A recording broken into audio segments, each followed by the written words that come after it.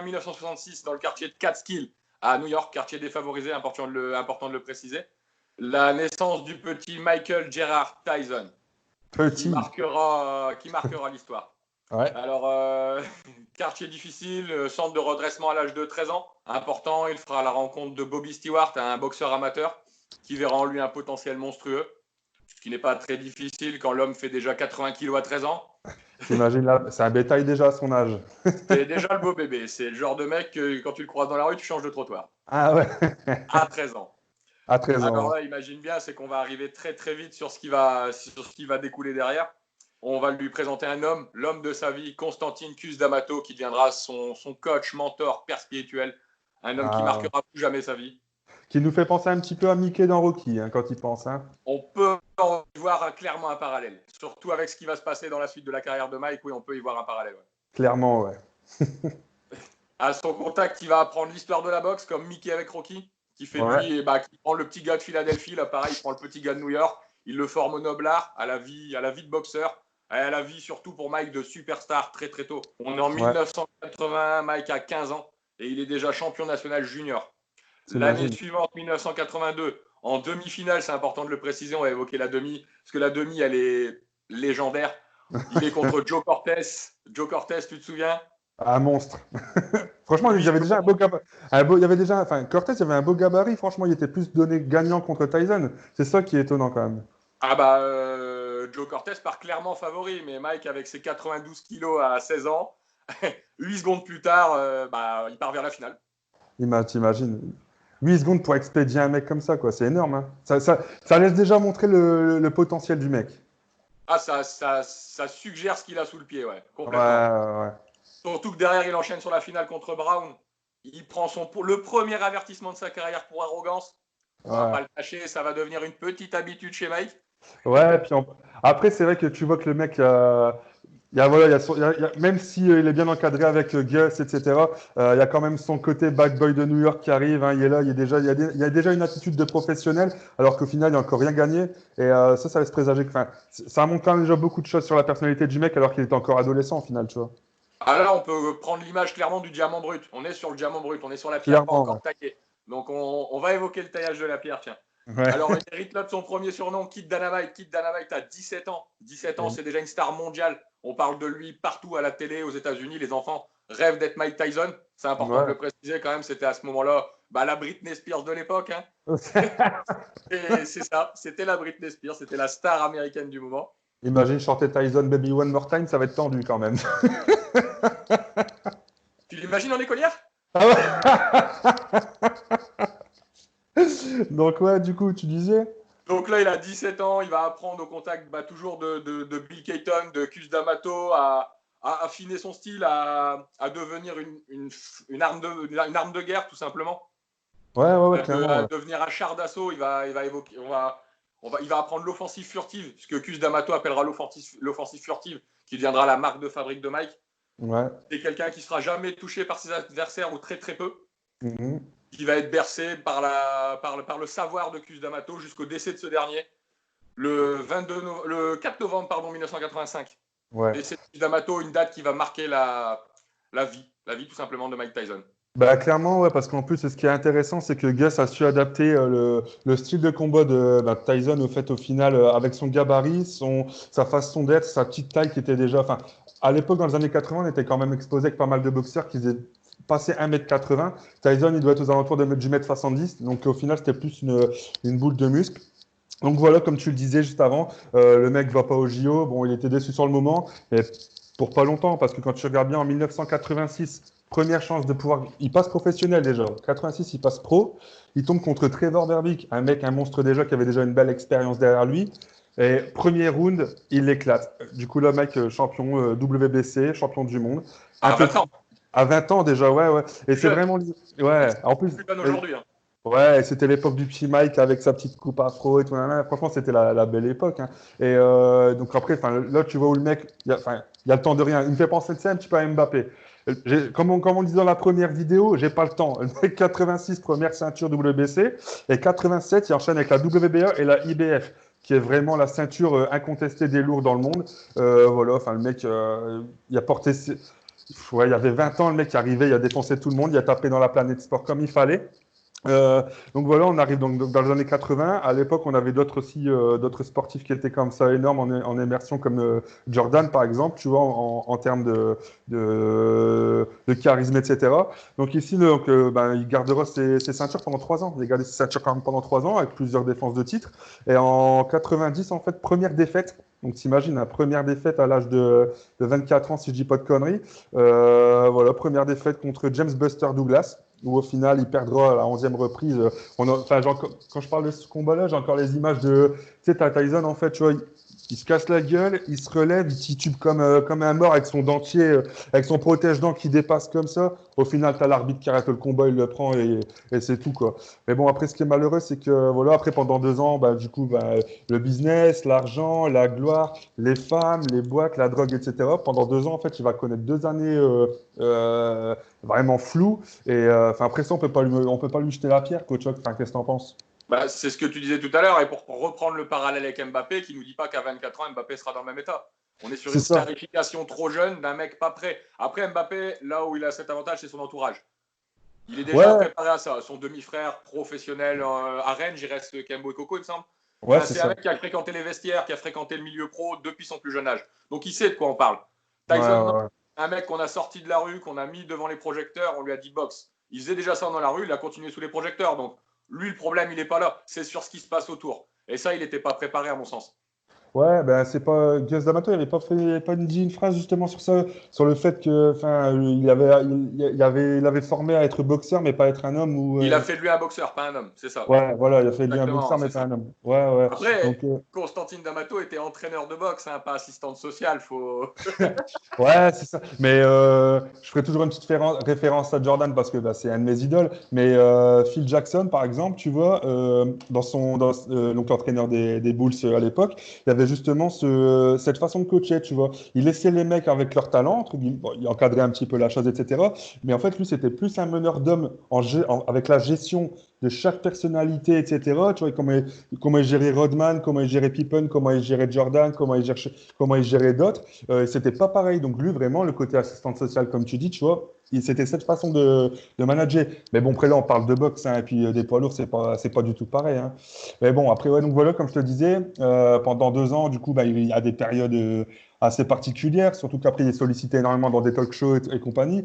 Et là, en fait, en 92, il fait la rencontre de Miss Black America. Et là, direct, ben, accusation de viol, etc. sur lui, ça commence à tourner, quoi. Ça sentait le vinaigre, comme on dit, tu vois. Exactement, ça sentait le vinaigre. Mais comme tu dis, c'est comment évoquer Mike sans évoquer les sorties de route. Ouais, C'est aussi le charme de l'homme, on va pas se mentir. On adore détester ces gens-là. Il n'y a ouais, rien ouais, de plus beau qu'une idole qui tombe de sa statue, enfin de son piédestal, pardon. Ouais, On aime allié ça, comme on est nous. humain. Ouais, ouais, Il revient au commun des mortels. Mais c'est ce qui fait la force de Mike, c'est qu'à chaque fois, il sait se relever. Là, on est en 92, comme tu le disais, donc ouais, il fera que 4 ans de prison sur les 6 pour ouais, bonne conduite. Il sera relâché pour bonne conduite. Il en sort converti à l'islam ouais, et très proche de son idole, Mohamed Ali, parce qu'il faut le préciser aussi, il a été biberonné à Mohamed Ali. C'est quelqu'un qui ah, ouais. adore l'homme, le boxeur, enfin, Ouais. et du coup, qui en sort converti à l'islam et est très proche de cet homme-là, ce qui va réassainir un petit peu la carrière de Mike à l'époque. Bah, Et déjà, ses jusqu'à. premiers mots pour les journalistes, tu te souviens, les premiers mots qui sortira? J'ai eu un trou de mémoire, je me rappelle plus. I will fight again. I will fight again, avec son fameux regard, avec le petit sourire en coin, pour annoncer je vais vous arracher, quoi. Ah, c'est le même sourire et regard en coin alors que tu vois à la fin de fête entrer l'accusé, tu vois. Ouais, Mais là, c'est pour un ring de boxe, tu vois. ouais, carrément. Et en plus, même avec Mohamed Ali, il est resté proche jusqu'à la mort de Ali, hein. Franchement, Jusqu'à la fin. C'est resté un proche. Bah, on le sait aussi, il a vengé Ali à sa demande. Avant l'entrée sur le ring, Ali va le voir, lui dit casse-lui la gueule pour moi. Ouais, Il battra Travis Frazier aussi avec Mohamed Ali au premier rang. Enfin, ouais. il y a Comme une un fils roue. Enfin, spirituel, quoi. Ouais, ouais. Un voilà, peu il y a son ça. fils spirituel. Il y a un passage de bâton qui est fait au niveau de ces deux gars-là. Et quand on voit la carrière des deux, c'est impressionnant, quoi. Ah, ça fait flipper, ouais. Et après, c'est que, bon, bah, au final, ouais, comme tu disais, il sort de prison et tout. Et ce qui est intéressant, c'est qu'au final, directement, boum, on lui fait quoi? On lui propose combat contre le titre, contre Evander Holyfield. Un monstre. Le mec beaucoup plus grand, une baraque qui faisait penser un petit peu comment il s'appelait déjà? Celui qui est revenu plus tard. Apollo Creed. Mais- Ivan Drago. Mais non, enfin, bref, George Foreman, voilà, ouais. Ah oui. Il s'était battu contre George Foreman, etc. Enfin, tu vois, un monstre, la référence. Donc, le mec qui était champion WBA, IBF, il avait récupéré les deux ceintures. Tyson, il se bat contre lui, du coup, pour le titre. Il finit par gagner le combat après plusieurs. Les mecs, qui s'envoient littéralement des parpaings, mais tout C'est le une long baston du de rue, hein. C'est une bagarre de clochard pour un sandwich, hein, on va pas se mentir. tout le long du combat, les mecs s'envoient des missiles nucléaires dans la gueule. Et donc, bah, Tyson, il finit quand même par gagner le titre à la 11e reprise. Il y a tout qui roule pour lui, c'est bien. Et, du coup, 97, c'est l'année de la revanche et du fameux combat de l'oreille arrachée. Mais bon, après, il faut pas oublier pourquoi ça s'est passé comme ça, quoi.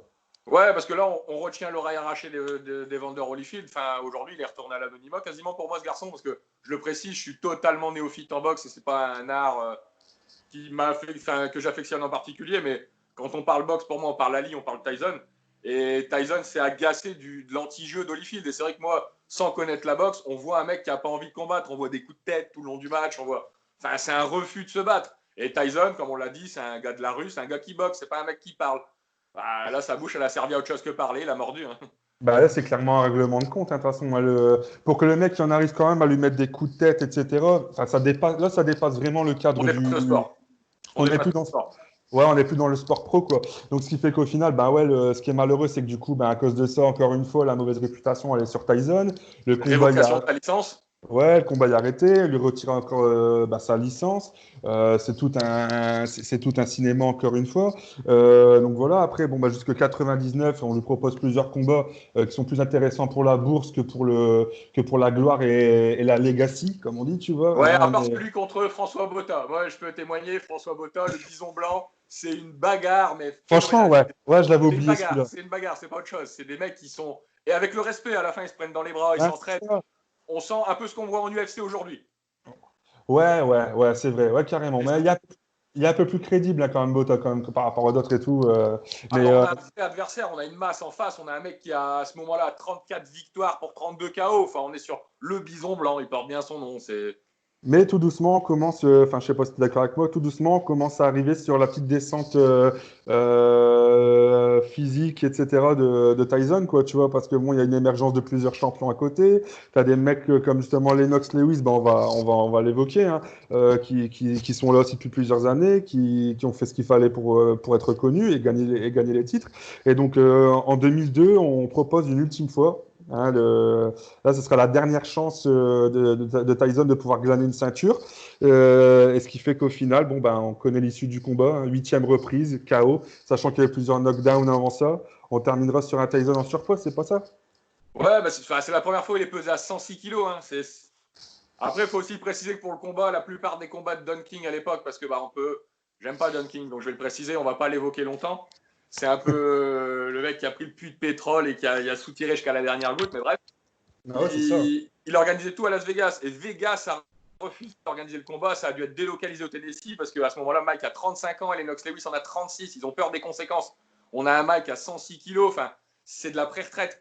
Ouais, et puis même, je sais pas si tu te rappelles, avant ce combat-là, même pendant le face-off et tout, quand les mecs ils doivent se voir et tout, ça part en baston général. T'as Tyson qui pète un câble, il est là, il dit ouais, t'as peur de moi, je te baise, t'es ma pute et tout. Le mec il pète un câble, quoi, tu vois. Ouais, là, là, on part vraiment dans le Tyson qui dort avec un tigre, enfin, tu vois ce que je veux dire, tous les trucs comme ça, là, on était vraiment dans du Tyson sale, quoi, tu vois. Dans le mauvais côté, voilà, dans la trash période de Mike Tyson. Mais c'est ce qui a fait aussi la gloire du mec. C'est ce qu'on pourra relever. C'est qu'il a eu des surnoms toute sa carrière. On a eu Kid Dynamite, on a eu Mighty Iron Mike, Mike, on a eu Iron Mike. Moi, j'en ouais, propose un dernier, c'est Phoenix Mike. Le mec, quoi ouais, qu'il arrive, il se relève de ses cendres, il repart au combat, il revient. Il fait de la merde un moment, d'accord, mais la force qu'il a, c'est d'assumer. clairement, ouais. On peut dire ce Et qu'il veut, c'est pas le gars qui se cache derrière son pouce. Et aujourd'hui, pour qu'on l'évoque aussi, on va le repréciser à la fin de la vidéo, mais c'est à 53 ans pour des choses louables, vraiment. ouais, en fait, c'est surtout ça qui a porté notre intérêt. Bon, déjà de base, voilà, on le retiendra quand même malgré tout dans notre culture sport. Et c'est que le fait d'être tombé sur cette vidéo ce week-end, d'ailleurs, si vous ne l'avez pas vu, je vous invite à la checker sur YouTube. Franchement, c'est incroyable. Le mec, il a 53 ans, il t'envoie des crochets, il y a un step back, une rotation. Le mec, il t'envoie. Oh là là, non, non, il est énorme. Et le bruit de l'impact sur les. On retrouve l'aspect technique, malheureusement, qu'il avait perdu pendant un moment. Quand tu évoques le côté tigre, tout ça, à ce moment-là, Mike, c'était un bagarreur. C'était encore un phénomène de foire, mais plus un boxeur. Ouais, C'est le mais nom après, qui a attiré les foules. Dans sa jeunesse, c'est quelqu'un de technique, c'est quelqu'un de. Il sait placer ses coups. Celui que tu me disais que tu m'évoquais l'autre jour quand on parlait d'un combat, quand il va au flanc et derrière il part sur la mâchoire, ce coup droit là ou en double, j'y connais ah rien, ouais. je vais pas dire des noms parce que je vais me faire lyncher. D'ailleurs, lyncher-moi, j'aime ça. Et... mais sans ça, non, c'était quelqu'un de technique et il l'a perdu malheureusement. Et là, quand on voit ça dans le sparring aujourd'hui, on voit ça, il a retrouvé ça. Non, mais en plus de ça, ce qui est intéressant de Tyson, c'est qu'il y a un centre de gravité vachement bas. Tu vois, c'est un mec qui peut vite se rapprocher. Là où les grands, en fait, vont vraiment jabber en prenant la distance avant d'envoyer le prochain coup, lui, c'est vraiment un mec qui va rentrer dans l'art, fermer tous les angles d'attaque, que ce soit sur le flanc, sur la mâchoire, sur la tempe, etc. Vraiment, il va faire un espèce de, comment expliquer, il va vraiment rouler son corps, en fait, pour vraiment accompagner les coups de l'adversaire. Et ça, c'est ce qui aura fait vraiment la différence, quoi, tu vois. Bah, c'est ce que tu dis, un rouleau compresseur. Et rien qu'à lire ses stats, tu le comprends, 58 combats, 50 victoires, 44 KO, 6 défaites, mais on n'en parle pas, il était malade, il paraît. Ouais. Mais pour avoir 44 KO, et dans les 44 KO, il y en a 25 ou 30 au premier round de toute façon. Ouais, Donc, ouais, comme ouais. tu disais tout à l'heure pour Mbappé, le mec n'a pas le temps. Ben c'est ça, il n'y a pas le temps, ouais, tu vois. Mais bon, après, voilà, du coup, en 2005, il fera deux combats contre Danny Williams et Kevin McBride, bon, qui seront plus pour, comme je te disais tout à l'heure, encore une fois, vraiment pour, je pense, le porte-monnaie, parce que là, à son âge-là, après son ultime défaite contre Lennox, je pense que, tu vois, même lui, il le sait très bien que c'est terminé, Il que rembourse ses ça. dettes, il renfloue Ouais, les caisses avant de fermer la maison. ouais, exactement. Et il terminera définitivement sa carrière sur une blessure au tendon du genou. Et à son âge, ben voilà, ça serait impossible de s'en remettre. Donc Et voilà. pour en revenir à ce que je disais tout à l'heure, pour le faire le petit parallèle avec Joe Cortez, si vous avez suivi Joe Cortez, demi-finale de championnat olympique en 82, va t'évoquer le match contre Kevin McBride, dernier combat de la carrière de Mike Tyson. Qui est l'arbitre, Gino? C'est Joe Cortez, C'est Joe Cortez devenu arbitre entre-temps et qui arbitrera le dernier combat officiel de Mike. Ouais. le fameux Joe Cortez. Et, Le ouais, fameux. ouais, et après, bah voilà, quoi, après sa carrière, hein, jusqu'au jour d'aujourd'hui, il aura enchaîné plusieurs bids un petit peu. Il aura tenté un petit peu tout, la télé, le cinéma, des apparitions, du Le one-man one-man show. show. Ah ouais, tu vois. Donc, ouais, il se cherche, au final, même à 50 ans passés, c'est encore un mec qui se cherche.